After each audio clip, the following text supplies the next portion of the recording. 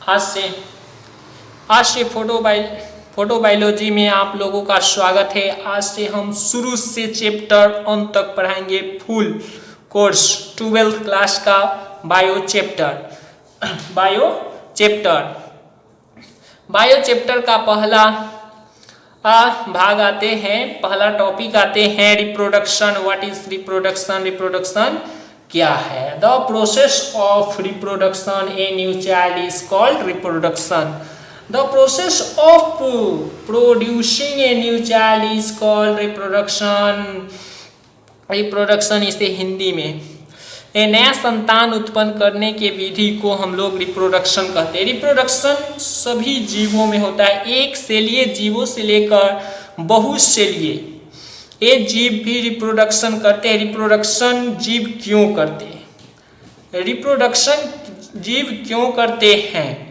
Reproduction अपने अस्तित्व, धरती पर अपने अस्तित्व को बचाए रखने के लिए ये जीव रिप्रोडक्शन करते हैं। जीव रिप्रोडक्शन करते हैं। आप लोग गांव में देखते होंगे, ये अपने प्रॉपर्टी के संभालने वाला एक संतान चाहिए, तो वो भी एक तरह से रिप्रोडक्शन विधि द्वारा वो अपने धार्मिक सोच के कारण वो एक लड़का को उत्पन्न करना चाहता है, लेकिन वो उसमें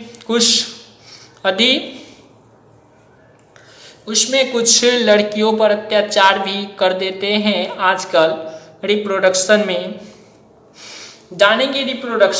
रिप्रोडक्शन कितने प्रकार के होते हैं? There are 2 types of reproduction. Reproduction 2 प्रकार के होते हैं। एसेक्सुअल रिप्रोडक्शन और सेक्सुअल रिप्रोडक्शन। एसेक्सुअल रिप्रोडक्शन को हिंदी में बोलते हैं अलैंगिक जनन या प्रजनन। प्रजनन या जनन दोनों सेम ही होते हैं। लैंगिक जनन या प्रजनन, ये भी जनन या प्रजनन इसमें भी सेम होते हैं। जानेंगे अलैंगिक जनन। अलैंगिक जनन क्या है? अलैंगिक जनन रिप्रोडक्शन का एक ऐसा विधि है जिसमें संतान उत्पन्न करने के लिए मेल और मादा दोनों की आवश्यकता नहीं होते हैं। सिर्फ एक ही पेरेंट उसमें इस विधि द्वारा लैंगिक जनन द्वारा नए संतान को उत्पन्न कर देते हैं इस विधि द्वारा। जैसे में जानेंगे कि किस जीवों में होता है। यह निम्न तौर पर छोटे जीवों में, माइक्रोस्कोपिक जीवों में, एक सेलीय जीवों में होते हैं, छोटे प्लांट में भी होते हैं। और एसेक्सुअल रिप्रोडक्शन अलैंगिक जनन बड़े जीवों में होते हैं। इसमें मेल और फीमेल दोनों की आवश्यकता होगी, तभी ही एसेक्सुअल रिप्रोडक्शन कंप्लीट होगा। अब जानेंगे अलैंगिक जनन के प्रकार। अलैंगिक जनन भी निम्नलिखित प्रकार के होते हैं, जैसे में fission, budding, conidia formation, zoospore formation, fragmentation, regeneration, vegetative reproduction. तो एक कर हम जानेंगे। यहाँ पे आपको कुछ फिगर दिखाया गया। ये अमीबा है। अमीबा में होता है फिशन, विखंडन विधि द्वारा रिप्रोडक्शन होते हैं, वो भी अलैंगिक जनन द्वारा।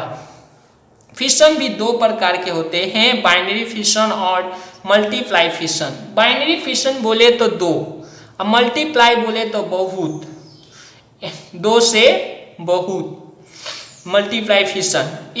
अमीबा में यहाँ पे दिखाया गया है बाइनरी फिशन। यह एक अमीबा है, टूटकर 2 अमीबा में विभक्त हो गए हैं, जो यह दर्शाता है कि इसमें बाइनरी फिशन विखंडन द्वारा न्यू चाइल्ड का निर्माण हुआ है। अब ये आप फिगर देख रहे होंगे, फोटोबायोलॉजी इस स्टडी का नाम है। इस कारण इसमें सिर्फ आपको फोटो ही दिखाया जाएगा और उसी में आपको पूर्ण रूप से बायो समझा दिया जाएगा। यहाँ पे आपको अमीबा दिख रहा होगा। अमीबा में मल्टीप्लाई फिशन होते हैं। ये एक अमीबा है, अंकुरित होकर 4 अमीबा में विभक्त हो गए हैं, 2 से अधिक है, इसलिए इसे मल्टीप्लाई फिशन में रखा गया है। अब जानेंगे बडिंग, मुकुलन। यह अलैंगिक जनन का विधि है। बडिंग अलैंगिक जनन का विधि है। एग्जाम्पल में आता है हाइड्रा, ईस्ट, स्पॉन। इस सब में बडिंग, जैसे एक पेड़ होता है उसी के ताना निकलता है, तो इस पौधा में ताना जो निकलता है वही टूटकर न्यू हाइड्रा में कन्वर्ट हो जाता है।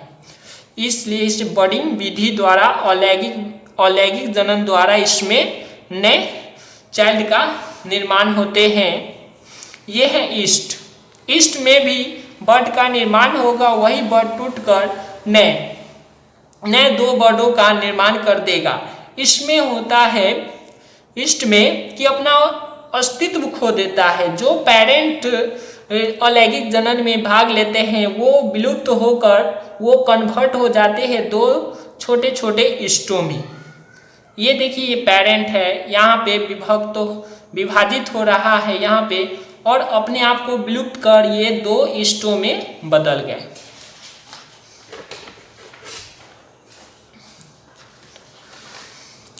अब हम जानेंगे कोनेडिया फॉर्मेशन। कोनेडिया फॉर्मेशन किसमें होता है? यह ज़्यादातर कोनेडिया फॉर्मेशन प्लांट पौधों जैसे फंगी उंगी देखे होंगे उस सब में होता है, या समुद्री पौधों में। यहाँ पे ये छोटे छोटे गोलाकार संरचना, इसी को कोनेडिया बोलते हैं। हवा उबा इसमें लगने पर यह टूट कर अलग हो जाता है और नए प्लांट का निर्माण कर देता है इस सब में एक ही पेरेंट आ रहे हैं, आप फोटो में देख सकते हैं। सिर्फ एक ही पेरेंट आ रहे हैं, मेल और फीमेल की आवश्यकता नहीं, सिर्फ एक ही।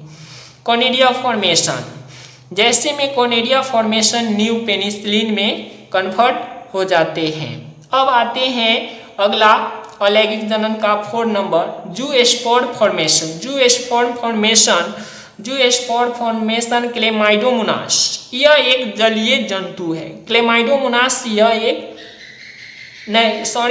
एक जलीय शैवाल है जो अंकुरित होकर अपना अस्तित्व खोकर नए चाइल्ड में कन्वर्ट हो जाते हैं।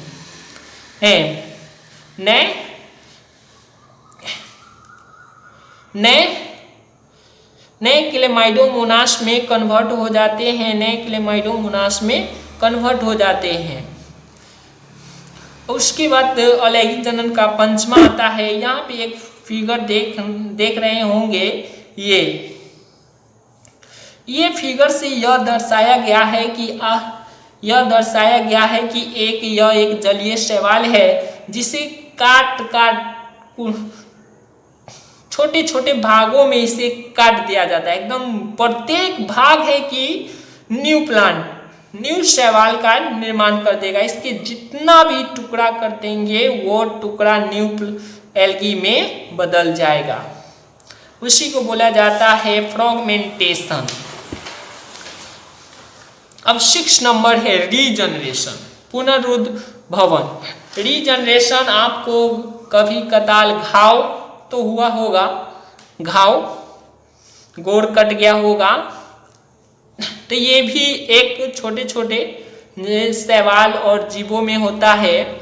जो जिस भाग कट जाता है वो फिर से बन जाते हैं, कन्वर्ट हो जाते हैं उसी पार्ट में। इसका मुख्य रूप से एग्जाम्पल जानेंगे गिरगिट का डूम। गिरगिट का पूंछ कटने के बाद पुनः फिर से वह आ जाते हैं। अब वेजिटेटिव रिप्रोडक्शन, यह नेक्स्ट क्लास में हम आपको बताएंगे वेजिटेटिव रिप्रोडक्शन। आज के लिए फोटोबायोलॉजी में इतना ही। वीडियो अच्छा लगे तो लाइक और शेयर करना न भूले भाई। Thank you.